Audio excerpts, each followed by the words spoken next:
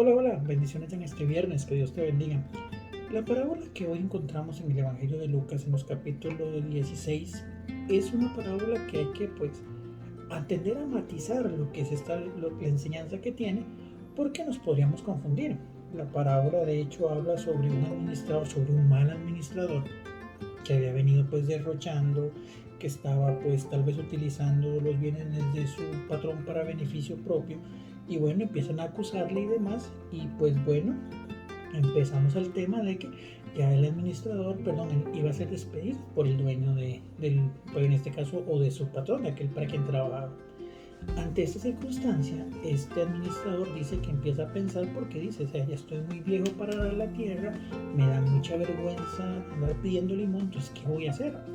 Y entonces él piensa un poco y dice que, empieza a llamar a los deudores de su patrón y empieza a hacer modificaciones, que modificaron los recibos, que ya no te debían 100, sino te deben 50, en fin, con el objetivo de crearse amigos que pudieran ayudarle en algún momento de debilidad, o en ese momento en el que se iba a quedar sin trabajo. A lo que entonces el patrón dice que que le admira su astucia, y al final hasta cierto punto podemos decir que lo perdonó por la forma de actuar, por la astucia con la que la actuó. ¿Por qué es importante entender esta parábola? Y tiene un significado muy interesante, aunque tal vez nos pueda confundir el hecho de que esté enalteciendo, entre comillas, o podríamos entender que está enalteciendo una mala actitud. Pero lo cierto es que al final la esencia de la parábola está en la capacidad de utilizar los talentos que Dios nos da, o en dónde fijamos o hacia qué punto ponemos los talentos a servicio de. Me explico de otra manera. Al inicio de la parábola, y de hecho por eso iba a ser despedido este administrador, él lo hace para su beneficio propio. Él despilfarra, él utiliza los bienes de su señor y demás para su propio beneficio.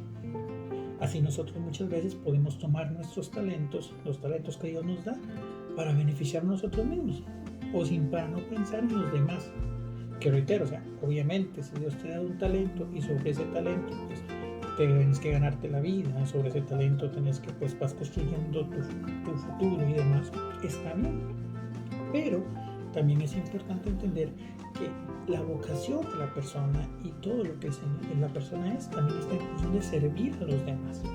Entonces ahí es donde entra la segunda parte de esta parábola, de encontrar obviamente que al verse ante una situación extrema, propiamente este administrador utiliza su astucia, utiliza su inteligencia, e incluso utiliza los bienes de su señor para ayudar a los demás, o por lo menos para hacer el bien hacia los demás.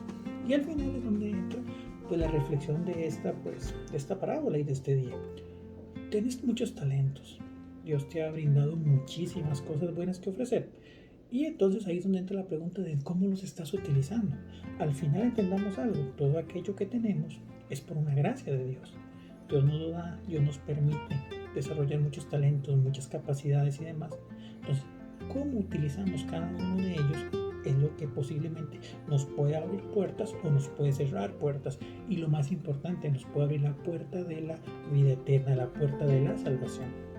Entonces ahí es donde tenemos que vivir nosotros, nos toca reflexionar sobre las capacidades que tenemos y cómo estamos utilizándolas, si es para el bien de los demás o para nuestro propio beneficio. Entonces hagamos esa reflexión, evalúe para qué es bueno, qué es aquellas cosas que Dios ha querido regalarte y cómo lo estás utilizando.